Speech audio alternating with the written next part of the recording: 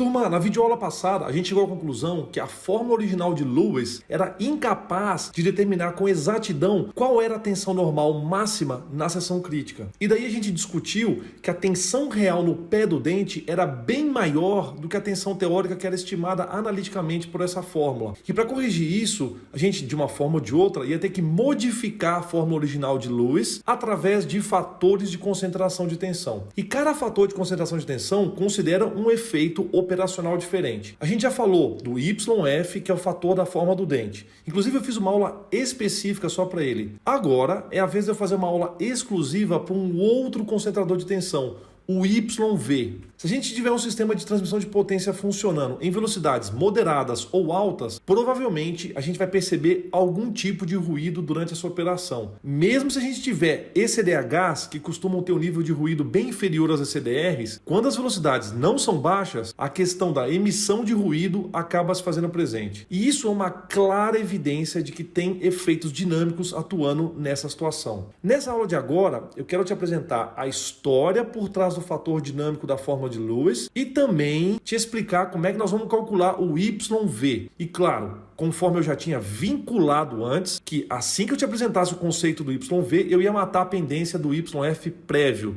Ô, gente, os efeitos dinâmicos desempenham um papel muito importante na transmissão de potência. E eu sei que é até intuitivo falar isso, não é verdade? E por isso é que os testes e simulações são fundamentais para que a gente possa entender os efeitos que as condições operacionais têm na transmissão de potência. Essa figura que eu estou te mostrando aí é de um desenho esquemático de uma bancada de testes de engrenagens. Nesse conceito de equipamento de teste, as engrenagens que estão sendo testadas, elas são montadas em dois eixos paralelos entre si. Essa aqui é uma foto real dessa mesma bancada de teste de engrenagens. Vocês conseguem ver aqui na frente as engrenagens que estão sendo experimentadas. Essas duas engrenagens, elas estão conectadas numa caixa de engrenagens que tem a mesma relação de transmissão, só que elas estão na outra extremidade da bancada de teste. A vantagem desse tipo de teste é que a gente consegue entender os tipos de danos que as engrenagens acabam tendo quando estão em operação. E também permite que a gente consiga avaliar a influência que os tipos de materiais, as condições de lubrificação e o rendimento das engrenagens tem na transmissão de potência. Esse esquema de teste é bem flexível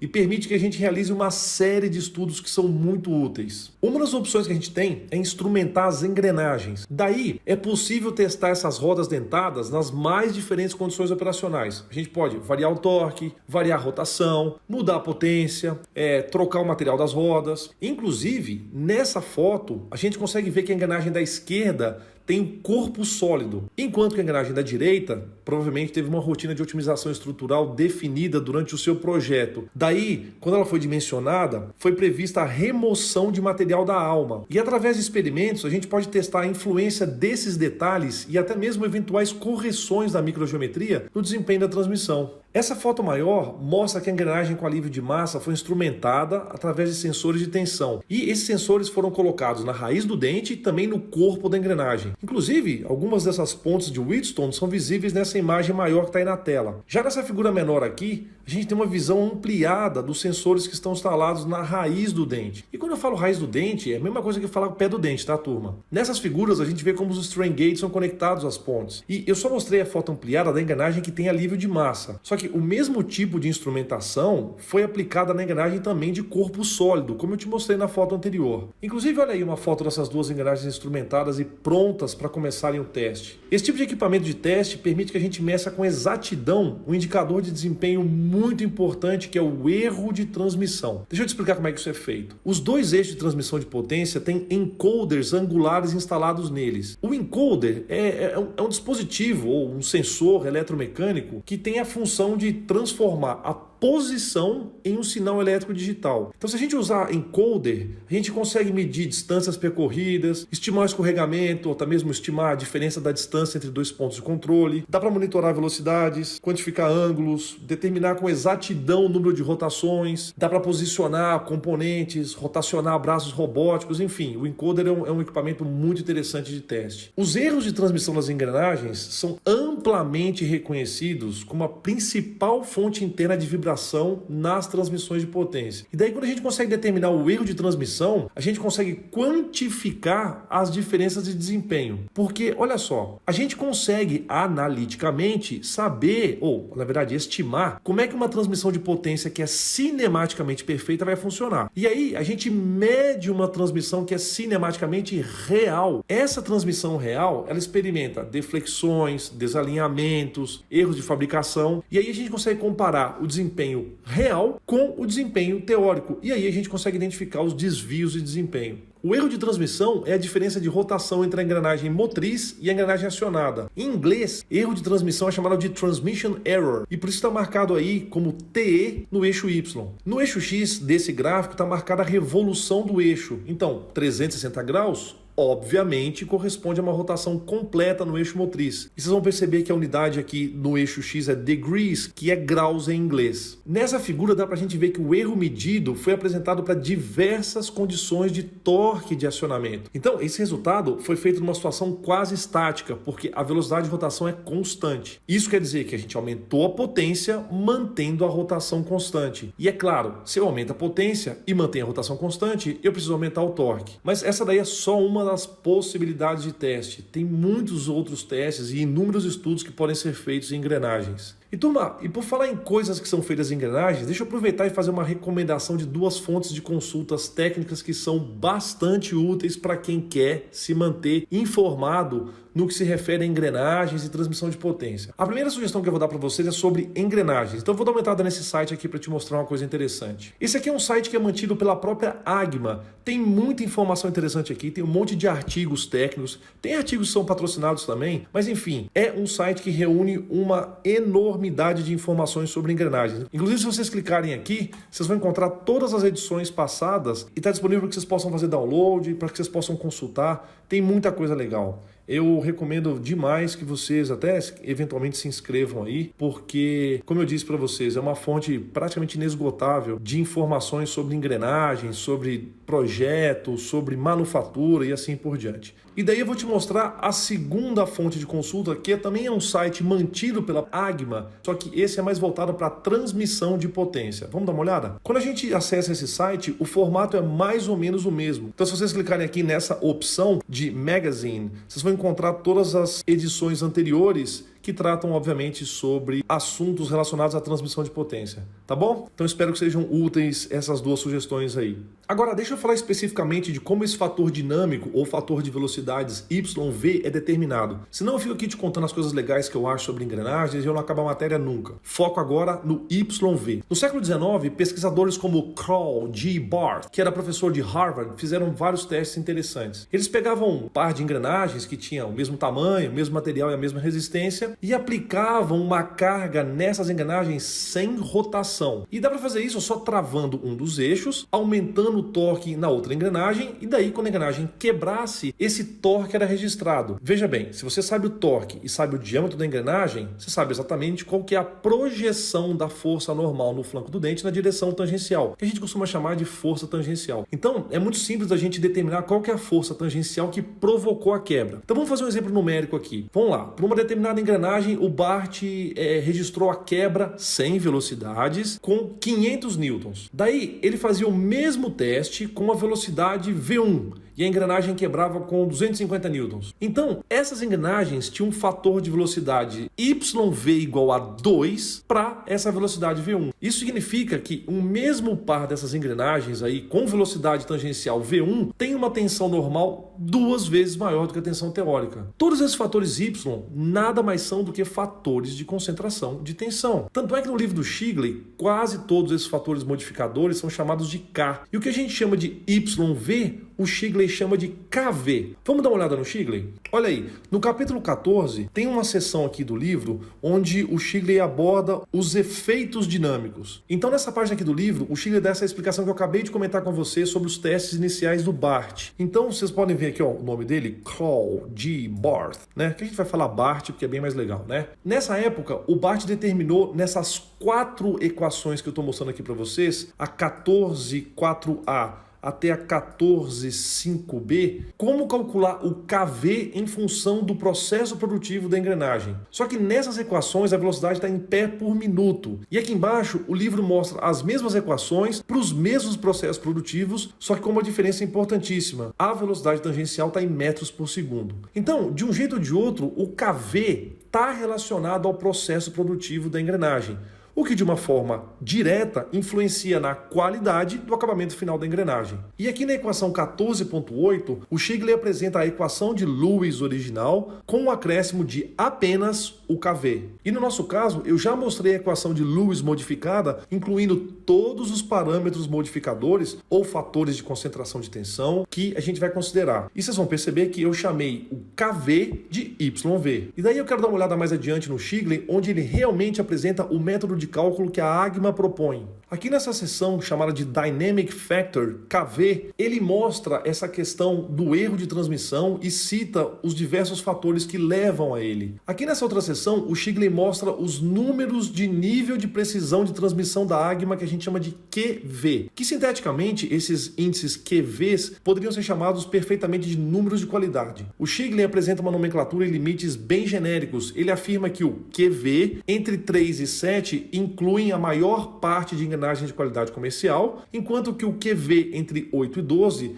são para engrenagens de precisão. Essas são as fórmulas para o cálculo do KV. Tem duas fórmulas aí, porque uma delas é utilizada quando você vai empregar a velocidade tangencial em pés por minuto e a outra quando você quiser utilizar a velocidade tangencial em metros por segundo, que vai ser nosso caso, obviamente, né? Vocês vão notar que o KV depende dos parâmetros A e B. Pois bem, o parâmetro A é calculado em função do parâmetro B e o parâmetro B é calculado em função do QV. E tudo isso, turma, foi obtido através de anos de experiência, testes e mais testes. Muitos desses testes foram documentados e registrados pela AGMA. Daí a gente destaca a importância e o papel que essas associações têm no projeto de engrenagens. E é claro, se a gente tem essas equações, a gente pode gerar gráficos que nos auxiliem visualmente. Então, o Shigley apresenta o gráfico do fator dinâmico KV em função das velocidades tangenciais, só que nesse gráfico aqui, obviamente, né, porque o livro é em outro idioma, ele apresenta as velocidades tangenciais em pés por minuto. E claro, essas velocidades tangenciais e o KV estão apresentados aqui em função do número QV. Só que, como obviamente a gente vai usar as nossas velocidades tangenciais em metros por segundo, eu vou mostrar para vocês o nosso gráfico em metros por segundo. Então, turma, a gente vai adotar a mesma fórmula, só que eu vou mudar apenas a nomenclatura de KV para YV. E eu ressalto, a ideia de chamar de KV me agrada porque é um fator de concentração de tensão.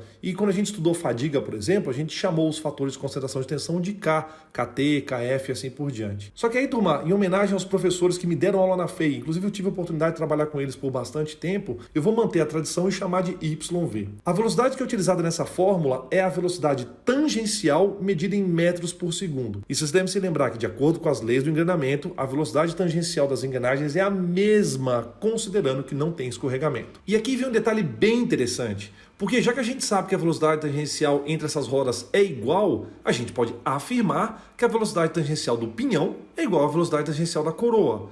E isso permite que a gente faça a dedução dessas velocidades tangenciais.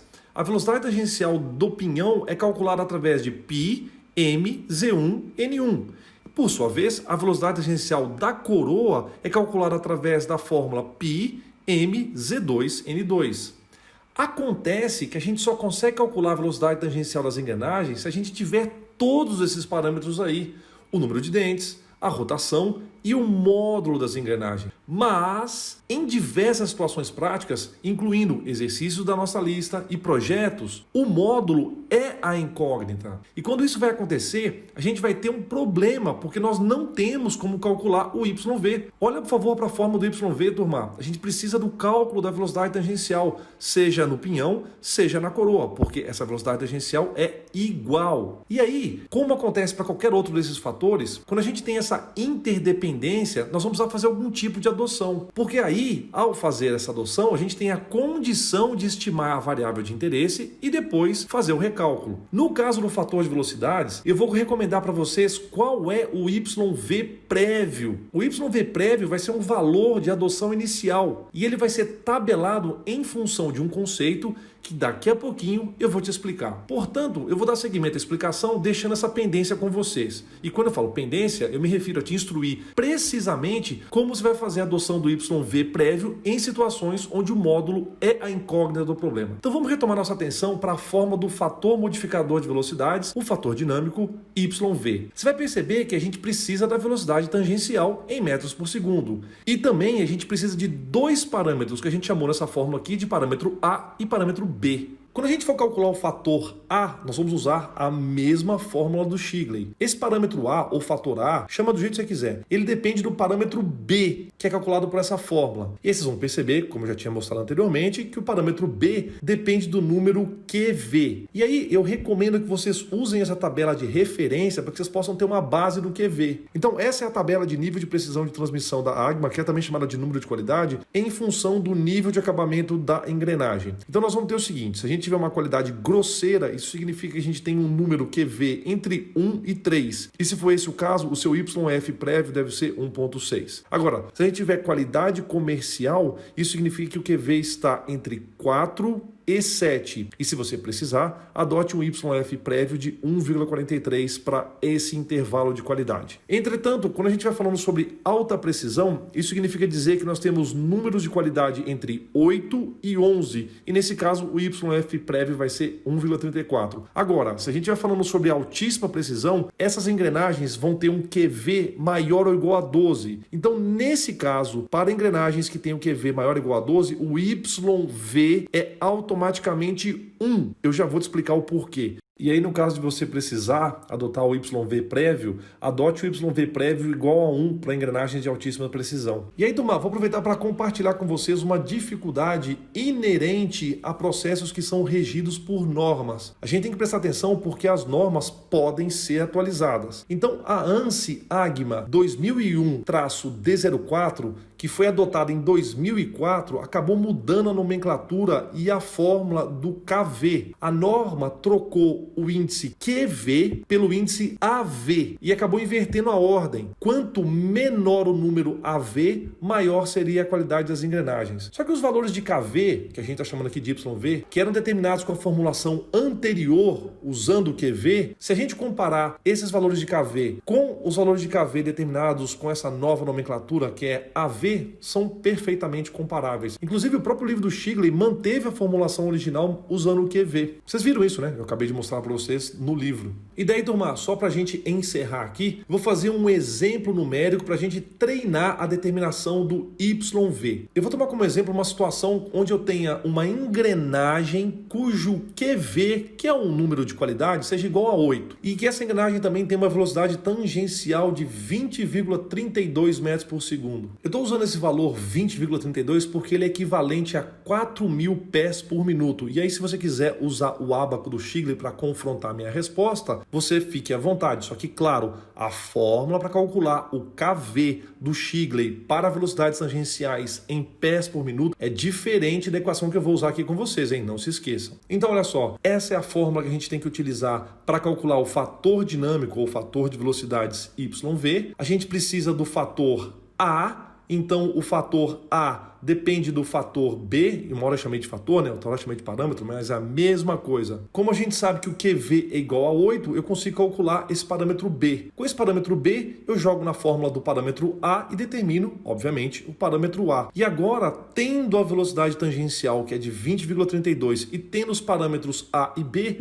eu calculo o YV. Inclusive, se vocês quiserem confrontar tanto com o meu ábaco quanto com o ábaco do Shigley, vocês vão perceber que o fator dinâmico YV dá muitíssimo próximo de 1,5. E aí, turma, eu quero fazer uma reflexão com vocês aqui em relação àquele asterisco que eu coloquei na tabela do slide passado. É em relação ao seguinte, você deve estar se perguntando, aliás, eu gostaria muito que você estivesse se perguntando, qual é o motivo de, nesse gráfico, nós não termos linhas que dizem respeito ao QV QV12 em diante. Ora, esse gráfico foi feito para ilustrar o comportamento da equação do YV. Uma análise cuidadosa sua vai te levar à conclusão que, quando o nível de precisão de transmissão da AGMA for QV igual a 12, exatamente 12, o parâmetro B resulta em 0. Isso vai fazer com que o parâmetro A dê 106, mas isso não importa, porque nessa situação, como o YV tem todas as suas variáveis elevadas a B, o YV vai ser igual a 1. Então, vai ficar combinado o seguinte: quando a gente estiver estudando engrenagens cujo número de qualidade seja QV12 em diante, o YV vai ser automaticamente 1. Mas é claro que, por exemplo, se você pegar um QV igual a 14, 15 ou assim por diante, é claro que se você tentar fazer o cálculo do parâmetro B, como que está entre parênteses será negativo, você não vai conseguir ter um resultado do parâmetro B como um número racional. Então é muito importante que você entenda esse motivo e deixe anotado aí no seu algoritmo de solução que se o QV for maior ou igual a 12, o YV é igual a 1 e ponto final. Bacana demais? Então confere aí a próxima aula, porque eu vou continuar mostrando para vocês os fatores modificadores da equação original de Lewis.